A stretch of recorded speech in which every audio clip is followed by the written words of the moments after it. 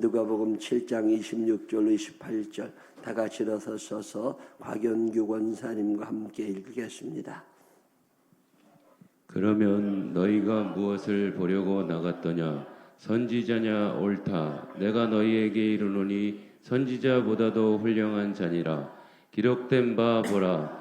내가 내 사자를 내 앞에 보내노니 그가 내 앞에서 내 길을 준비하리라 한 것이 이 사람에 대한 말씀이라. 내가 너희에게 말하노니 여자가 낳은 자 중에 요한보다 큰 자가 없도다. 그러나 하나님의 나라에서는 극히 작은 자라도 그보다 크니라 하시니. 아멘. 자리에 앉으셔서 우리 예수님의 전부 입을 크게 벌려서 찬양합시다.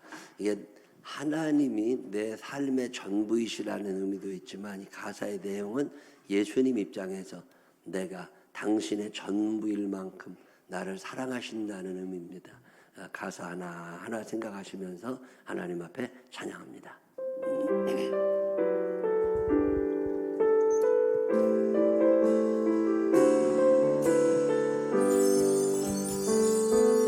마음이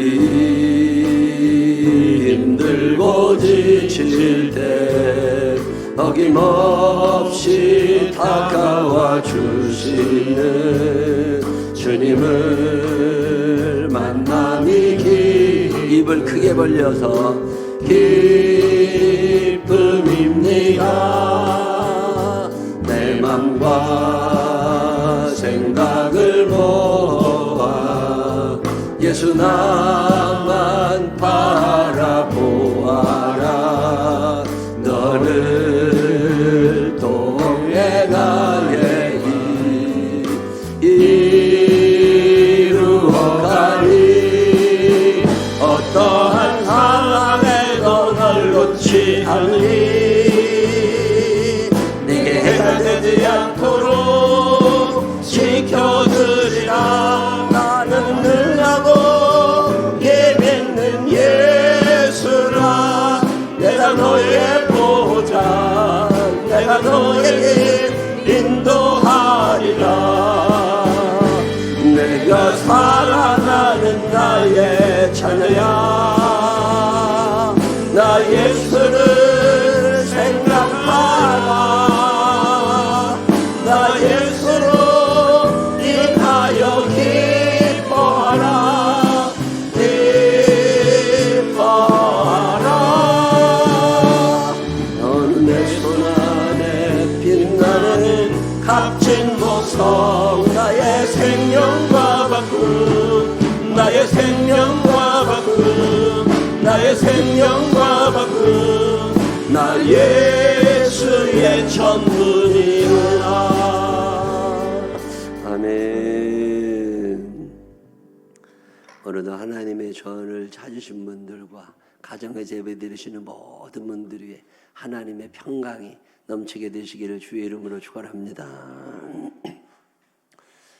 오늘 여러분이 읽으신 성경 본문은 참 어려운 본문이에요.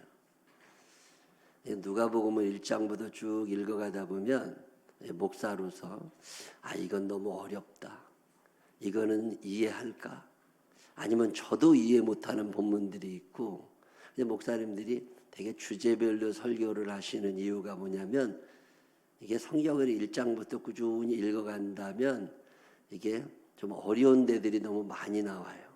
그래가지고서 빼고 싶은 부분이 참 많고, 또 목사님들마다 의견이 다른 것, 신학자들마다 정반대 생각을 가진 본문들이 너무 많아가지고 쉽지가 않습니다.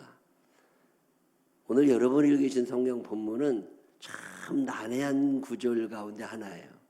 그래서 목사님들 중에 이 본문을 가지고 설교하신 분들이 거의 없습니다. 우리는 그냥 흔히 읽어요, 아무 생각 없이.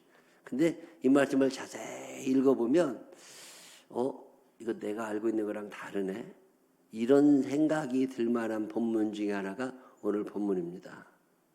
저도 그동안 이 본문을 가지고 설교를 해본 적이 한 번도 없더라고요. 난해 구절 가운데 하나예요. 왜 그러냐면 세례 요한에 대한 평가가 너무 달라서 그래요. 자, 오늘 본문에 보면 예수님이 이런 말씀을 하세요. 여자가 낳은 자 중에 세례 요한보다 훌륭한 사람이 없어. 그 사람 참 훌륭한 사람이야. 박수를 받을 만한, 박수를 쳐드리죠. 그런 다음에 곧바로 무슨 얘기를 하시느냐면, 근데 그러한 세례 요한이라 할지라도 하나님의 나라에서는 지극히 작은 자보다만도 못해. 자, 그런데 이 본문을 가지고 그럼 세례 요한이 천국에 못 갔나? 아, 세례 요한은 지옥 갔나 보다. 이렇게 받아들이는 분도 꽤 많이 있습니다. 근데 어떤 분은 세례 요한은 지옥 갔다. 아니다. 그래도 세례 요한인데 천국 가지 않았을까? 이렇게 생각하시는 분도 많은, 아주 극으로 갈리는. 그래서 어떤 분은 세례 요한은 천국 갔다고 믿고, 어떤 사람은 세례 요한은 지옥 갔다고 믿고, 그래도 이게 아주 양극으로 갈라져 있는 말씀이라 쉽게 설명이 잘 안 되는 본문이 오늘 여러분 읽으신 본문이에요. 자, 그동안 누가복음을 읽으시면서 이런 질문을 한 번쯤 대답은 못 얻으셨겠지만 한 번쯤 가져보셨다고 그러면 상당한 수준에 있는 분들입니다. 근데 제가 아무리 생각해봐도 우리 교인들은 별로 없을 것 같아요. 그냥 읽고 지나쳤을 것 같아요. 아무 생각 없이. 자, 만약에 여러분의 자녀가 성경을 읽다가 와가지고 엄마 이게 무슨 얘기야? 세례 요한이 하나님 나라 못 들어갔나? 그럼 지옥 갔어? 이렇게 물어보면 뭐라고 얘기해야 돼요? 몰라. 목사님한테 가서 물어봐. 엄마 또 권사님인데 격이 떨어지잖아. 권사님은 또 이제 성경을 알고 설명해 줄 알아야 권사님인데. 한지우 권사님이 이제 권사님 되면 주민이가 와가지고 이게 무슨 얘기야 엄마? 몰라. 아니 권사 어떻게 됐어? 그러면 할 말이 없잖아요. 세례 요한이 누구예요? SNF 공동체에서 어렸을 때부터 구약 성경을 배우고 외운 사람입니다. 성경을 많이 쓴 사람입니다. 엘리야의 후예답게 하나님의 말씀을 가감없이 전했던 사람이 세례 요한입니다. 검소했습니다. 약대 털옷을 입고 메뚜기와 석청을 먹어가면서 아주 검소하게 산 사람입니다. 불의 앞에서 정의를 외칠 수 있었던 사람이 세례 요한입니다. 세례 요한은 말라기 선지자 이후로 한 400년 만에 나타난 하나님의 사람. 많은 사람이 세례 요한의 이야기를 들으러 왔어요. 세례 요한이 외치지요. 회개하라고. 너희들 죄 때문에 천국 못 간다고. 세례 요한의 메시지는 크게 두 가지예요. 하나는 너희들의 삶의 그릇된 부분에 대하여 스스로 자성하고 스스로 깨닫고 회개하고 세례를 받고 많은 사람 앞에서 나 이제 그렇게 살지 않겠습니다 라고 하는 선언이 세례거든요. 너 이제 세례를 받아. 그리고 새로운 사람으로 살아가야 돼. 삶의 변화를 촉구했던 사람이 세례 요한. 그 다음에 또 하나의 세례 요한의 역할은 예수님을 소개한 거예요. 나는 선지자 중에서는 내 뒤에 어떤 큰 분이 오셔. 그분의 길을 예비하는 사람이지 나는 그분이 아니야. 나는 그분이 빛나게 하는 사람이지 나는 그 빛 자체는 아니야. 그러면서 세례 요한은 자기 뒤에 오실 예수님을 소개합니다. 그분이 누구냐? 그분은 하나님의 어린 양이다. 어린 양 예수 내 죄를 담당하사. 예수님을 하나님의 어린 양으로 정의한 사람이 세례 요한이에요. 제사를 드릴 때 양을 잡습니다. 그 양을 잡기 전에 양의 머리에 손을 얹어 기도하면서 내 죄를 양한테 뒤집어 씌우고 그리고 그 양을 죽이면서 내 죄가 지워졌다고 믿었던 게 구약의 속죄법입니다. 나 대신 죽는 양이 있어야 내 죄가 지워져요. 세례 요한은 예수님을 그렇게 이해합니다. 예수님이 누구시냐? 그분은 내 죄를 짊어지시고 십자가에 달려 돌아가심으로써 내 죄를 지워주시는 분이 예수님이다. 예수님을 잘 이해했고 잘 설교했습니다. 그리고 난 다음에 무대에서 사라져요. 모든 사명은 유효기간이 있거든요. 세례 요한은 유효기간이 너무 짧았습니다. 예수님이 등장하시자마자 예수님에게 세례를 주고 세례를 베푼 후에 금방 잡히게 됩니다. 그가 헤롯 왕을 비난했어요. 정의의 사람이다 보니까 헤롯이라고 하는 왕이 재혼을 했는데 자기 제수씨하고 재혼을 한 거야. 그래서 이건 아니지. 그래서 세례 요한이 백성들을 선동해가지고 헤롯 왕이 잘못했다고 비난을 하기 시작하니까 왕이 기분이 나빠.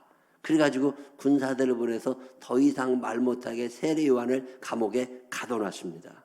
자, 감옥에 갇혀있는 세례 요한은 무슨 생각을 하고 살았을까요?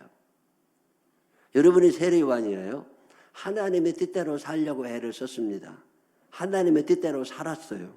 하나님이 하지 말라는 거 안 했고 하라는 것만 하고 살았습니다. 그러면 우리 상식에 잘 살아야 돼요? 못 살아야 돼요?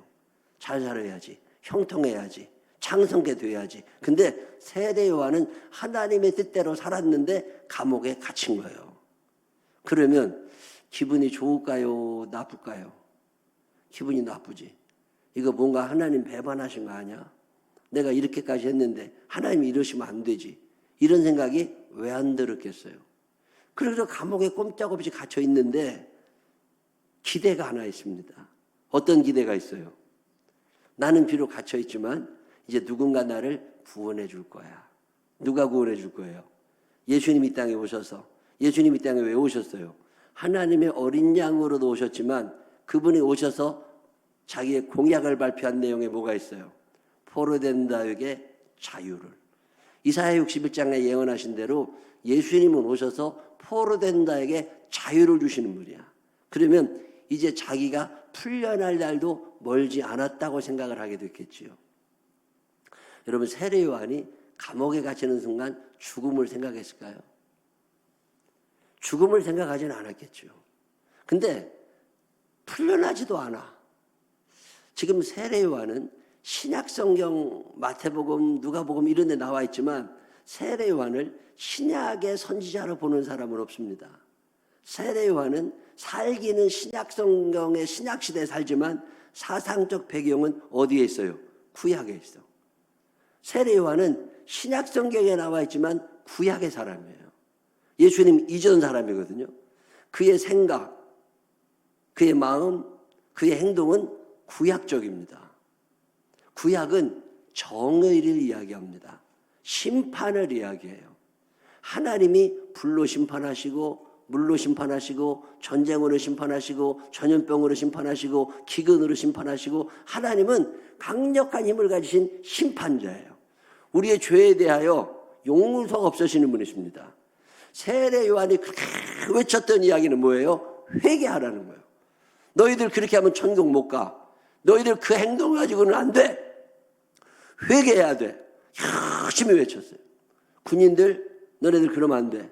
세리들 너네들 그러면 안 돼. 백성들 너네들 그러면 안 돼. 계속. 자기도 감옥에 갇혔어요. 자, 그러면 누가 나를 풀어줄 것 같아? 예수님이라는 분이 오셨으니까 이제는 끝났어. 그분이 나를 포로된 자에게 자유를. 아무리 기다려도 예수님은 나를 구해줄 생각이 없으셔. 헷갈리기 시작하겠죠. 어느 날 제자들이 면회를 왔습니다. 면회를 오니까 세례 요한이 물어봤겠죠. 요즘에 나한테 그 세례받았던 예수라는 분은 뭐하고 계시냐. 지금 세례 요한이 생각하는 예수님은 심판자, 혁명가입니다. 근데 그런 일이 안 일어나. 자, 오늘 본문은 이렇게 시작합니다. 누가복음 7장 17절. 예수께 대한 이 소문이 온 유대와 사방에 두루 퍼지니라. 어떤 소문이에요? 나인성 과부의 아들을 살리셨대. 백부장의 사랑하는 종의 병을 고치셨대. 이런 기적의 이야기들이 점점 퍼져나갔고 그 얘기를 들은 세례 요한의 제자들이 면회를 가가지고 누구한테? 세례 요한한테. 자, 18절. 요한의 제자들이 이 모든 일을 그에게 알리니.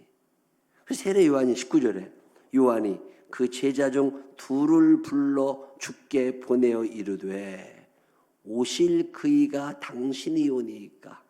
자, 지금 세례 요한이 누구를 기다려요? 메시아를 기다려. 그분은 오셔서 뭘 해야 돼? 포로된 자에게 자유를 주고 심판을 해야 돼. 근데 이 양반이 지금 그걸 안 하고 있다고. 세례 요한은 자기가 세례를 줄 때 성령이 임하는 것을 보면서 저분이 구원자구나 라는 믿음을 가졌다고. 근데 하는 걸 보니까 그게 아니야. 그러니까 뭐라 그러냐면 오실 그이가 당신이 오니까 우리가 다른 이들 기다리오리까 하라 하매 그들이 예수께 갑니다. 세례 요한이 우리를 보내어 당신께 여쭈어보라고 하기를 오실 그이가 당신이 오리까 우리가 다른 이를 기다리오리까 하도이다 하니 예수님께서 대답을 하십니다. 내가 그 사람이야 라고 얘기를 하지 않으시고 22절에 예수께서 대답하여 이르시되 뭐라 그래요? 너희는 가서 보고 들은 것을 요한에게 알리되 뭘 알려요? 맹인이 보더라. 눈 먼 자들이 보게 된다. 못 걷는 사람이 걷는다. 나병 환자가 깨끗함을 받는다. 귀 먹은 사람이 듣는다. 죽은 자가 살아나며 가난한 자에게 복음이 전파된다 하라. 이사야 61장에 예언해 놓으신 메시아의 삶을 이분이 살고 있다는 얘기를 전해주라는 거예요. 그러면서 예수님이 아주 이런 얘기 하십니다. 23절이에요. 다 같이 읽어보실까요? 시작. 누구든지 나로 말미암아 실족하지 아니하는 자는 복이 있도다 하시니라. 자, 그러면 지금 세례 요한이 어떻게 된 거예요? 실족한 거야. 실족했다는 말이 뭐예요? 실족했다는 말은 우리나라의 한문으로는 발을 잘못 디뎠다라는 뜻으로 여러분 이해하시는데 원어의 뜻은 불신이 시작됐다는 말입니다.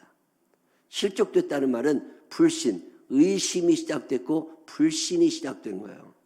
또는 내 불신으로 말미암아 다른 사람들을 걸려 넘어지게 한다는 뜻이 있어요. 지금 세례 요한은 실족하고 있어. 예수님이 보실 때. 자, 그러면 세례 요한이 왜 실족한 거예요? 세례 요한이 왜 실족했어요? 지금 예수님에게 문제가 있는 거예요? 세례 요한에게 문제가 있는 거예요? 세례 요한에게 무슨 문제가 있는 거예요? 메시아에 대한 그릇된 정보, 그릇된 지식이 세례 요한의 머릿속에 있습니다. 지금 이스라엘 사람들이 기다리는 구원자는 누구예요?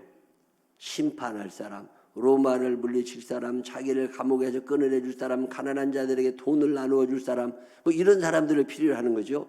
근데 예수님이 오셔서 그런 일을 하세요, 안 하세요? 그럼 예수님이 오셔도 그런 일을 하겠다고 하신 적 있어요, 없어요? 없어요. 지금 그 사람들이 그렇게 생각을 한 거야. 여러분, 내 잘못된 지식, 내 잘못된 선입견, 내가 가지고 있는 거짓 정보 때문에 본질이 아닌 것 때문에 신앙생활에 장애가 있는 경우가 너무너무 많습니다. 그게 그렇게 중요한 건 아니거든. 그게 옛날에는 맞았지만 지금은 틀릴 수 있다고. 옛날에는 그렇게 살았어요. 그게 정석이었어. 근데 지금은 아닌 게 너무 많잖아요. 제가 신방을 다닐 때 핸드폰을 들고 가지 성경책을 들고 가질 않아요. 제가 성경책을 안 들고 가는 이유는 이게 안 보여. 눈이 나빠서 안 보여서 돋보기를 또 가지고 가야 돼. 그래서 돋보기를 안 가져가느라고 성경책을 안 들고 가고 핸드폰만 들고 가. 거기 이렇게 또 펼치면 글씨가 커다랗게 써져. 눈에 다 보여. 제가 어느 교회에 가가지고 나는 요새 성경책을 잘 못 들고 다니는데 그냥 포보로 그냥 조그만 거 들고 다니는 거지. 이거 읽지도 않고 핸드폰으로 보고 성경은 뭐로 읽어요? 컴퓨터로 읽어. 컴퓨터로 다 나와. 컴퓨터로 그래서 성경을 잘 안 본다고 그랬더니 목사가 그러면 안 된대요. 그래서 안 보여도 들고 다녀야 되고 그래 좀 거룩해 보이는 게 있어야지 그러면 안 된대요. 그러면서 나한테 뭐라고 묻느냐면 그럼 교인들이 시험 들지 않느냐. 목사님은 성경도 안 들고 간다고. 아니 우리 교인들도 안 들고 와. 그래서 나도 그 수준 맞추느라고 나도 안 들고 댕겨. 어떤 시골에 계신 목사님은요.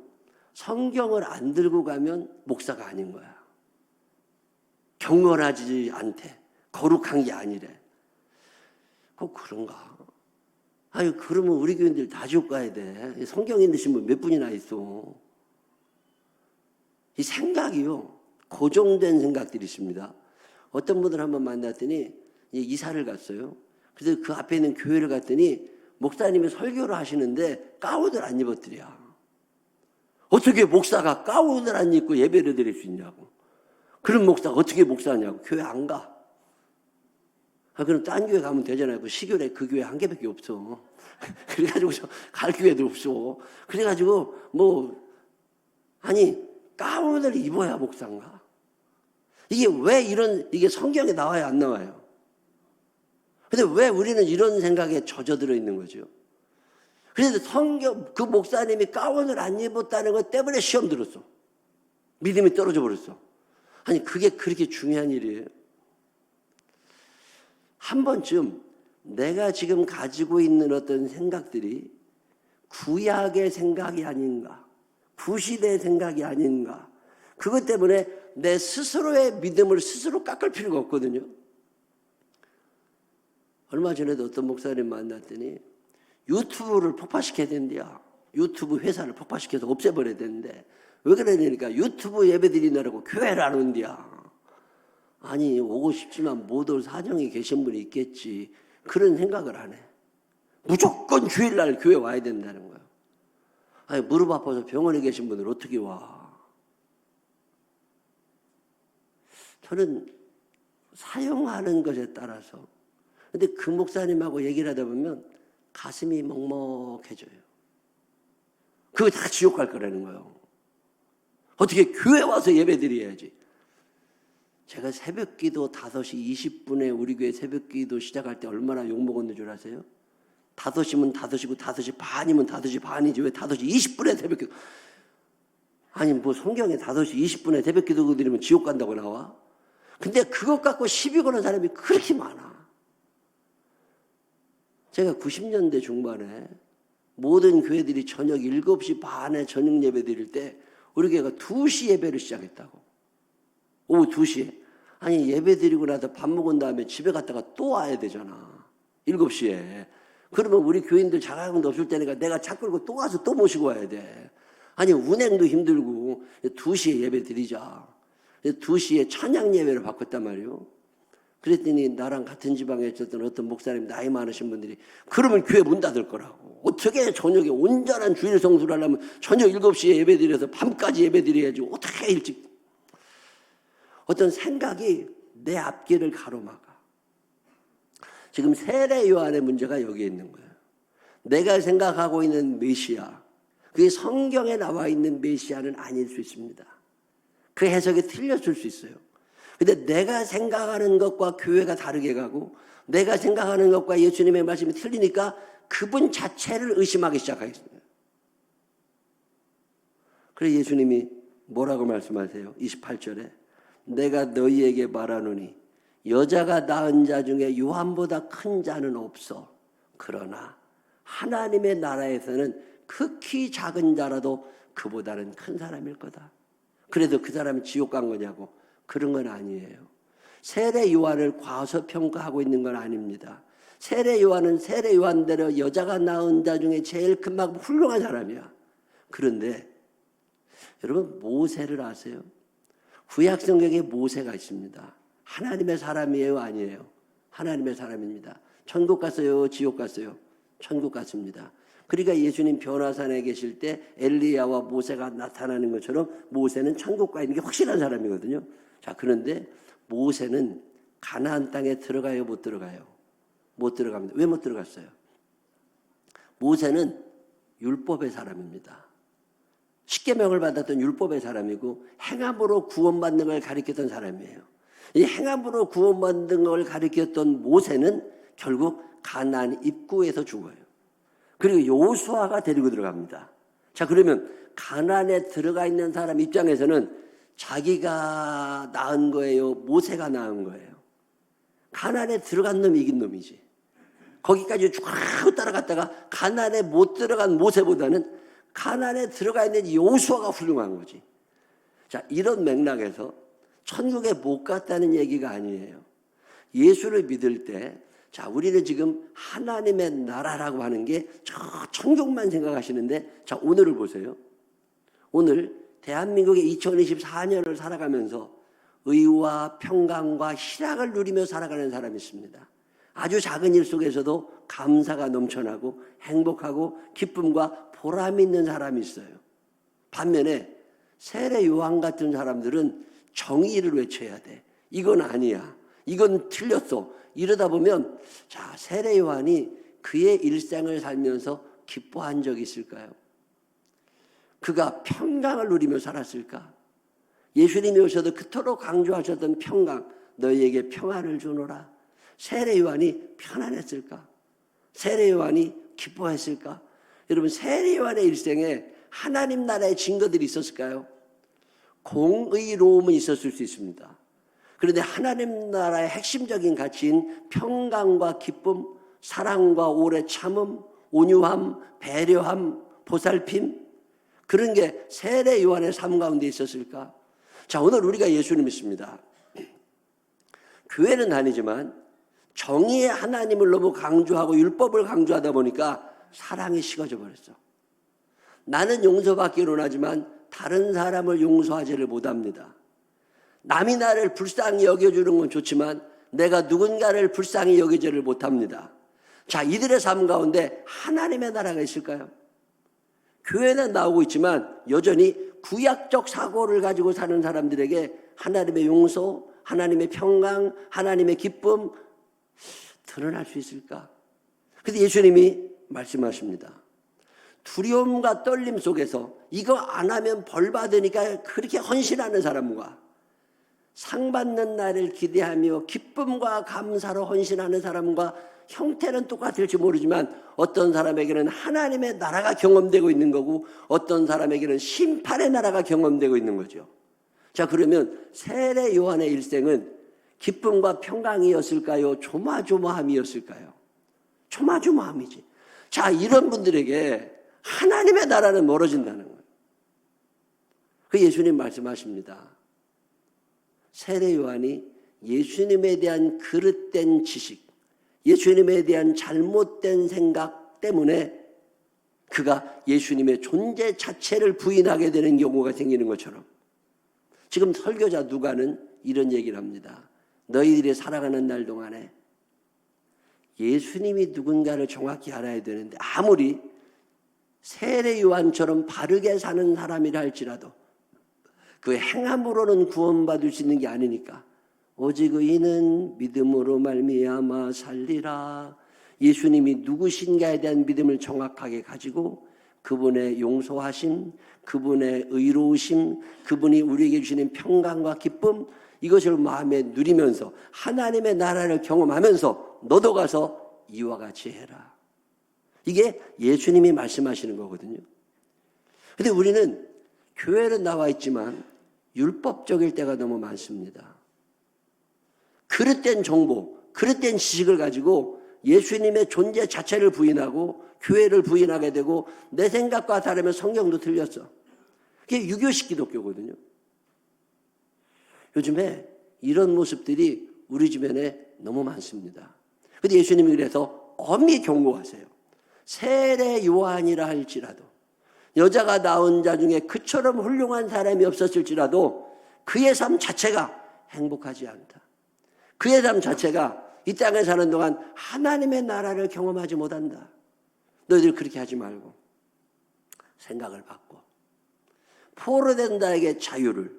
자, 세례 요한이 생각한 포로는 누구예요? 감옥에 갇혀 있는 사람이에요. 근데 예수님께서 말씀하시는 포로된 자에게 자유를 누구에게 포로가 된 거예요? 감옥에 갇혀 있는 게 아니라 죄의 포로가 되고 마귀에게 잡혀 있고 육신의 정욕과 안목의 정욕과 이생의 자랑에 잡혀 있는 그런 사람들에게 예수 그리스도로 말미암은 성령의 임재로 말미암은 힘, 이 능력으로 자유를 누리며 더 이상 죄 가운데 끌려다니지 아니하며 전혀 다른 해석이거든요. 근데 요즘에도 이런 해석을 하시는 분들이 있어요. 세례 요한, 이 율법의 사람 모세가 천국에 들어가지를 못해, 가나안에 들어가지를 못합니다. 그 천국에는 가요. 우리가 말하는 영원한 천국에는 갑니다. 그런데 이 세상 살아가는 동안 가나안에는 못 들어갔어. 세례 요한처럼 예수 믿을 수 있습니다. 검소하고 청결하고 거룩하고 하나님 밑에서 벗어나지 않으려고 애를 쓰는 수가 있어요. 근데 이러다 보면 남을 정죄하게 되고 자기와 비교하면서 내가 알고 있는 성경의 어떤 한 구절을 가지고 전체를 오해하게 되는, 그래서 예수 그리스도의 본질을 잊어버리게 되는, 오늘 성경은 그 얘기를 우리에게 합니다. 여러분은 율법의 사람이세요? 은혜의 사람이세요? 우리가 그 은혜로 말미암아, 그 믿음으로 말미암아 구원을 받는 거지 우리의 행함으로 구원받는 게 아니잖아요. 오늘 성경은 이 얘기를 우리에게 합니다. 아무리 행함으로 구원받으려고 해도 한계가 있어. 그건 넘지 못할 선이 있어. 그런데 예수 그리스도를 온전히 믿음으로, 이 믿음으로 말미암아 받는 은혜의 구원은 그 한계를 넘어서 이 땅에서도 하나님의 나라를 경험하게 되고 저 천국에서도 하나님의 나라를 경험하게 되고, 결국 제가 행복할까요? 세례 요한이 행복할까요? 여자가 낳은 자 중에 세례 요한이 나보다 큰 사람은 맞지만 난 세례 요한 안 부러워.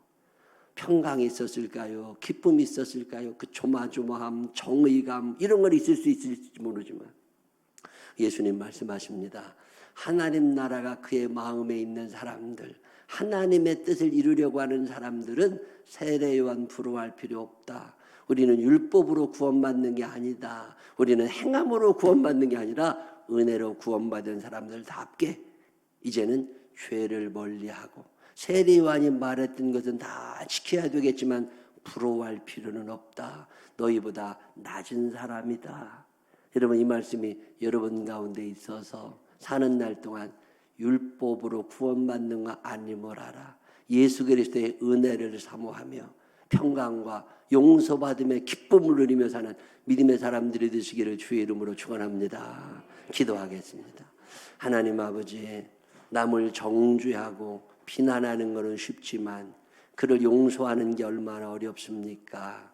오늘 예수님의 말씀을 듣습니다. 세례 요한, 여자가 낳은 자 중에 그처럼 큰 자는 없지만 하나님의 나라가 그 안에 있질 않아. 의와 평강과 희락의 지배를 받지 못하는데, 하나님 아버지, 오늘 우리가 복음을 오해하고 예수님을 오해하고 교회들을 오해하고 그릇된 지식을 가지고 예수님 자체를 부인하고 멀어지려는 사람이 있는 것은 아닌지 한 번쯤 나를 돌아보게 하여 주시어서 예수님에게서 멀어지게 하는 내 모든 그릇된 고정관념들을 떨쳐버리게 하시고 2024년에는 바로 알고 바로 믿고 바로 행할 수 있는 우리들이 되게 하여 주옵소서. 축복하실 주님을 찬양하옵고 예수님 거룩하신 이름으로 기도드렸습니다. 아멘.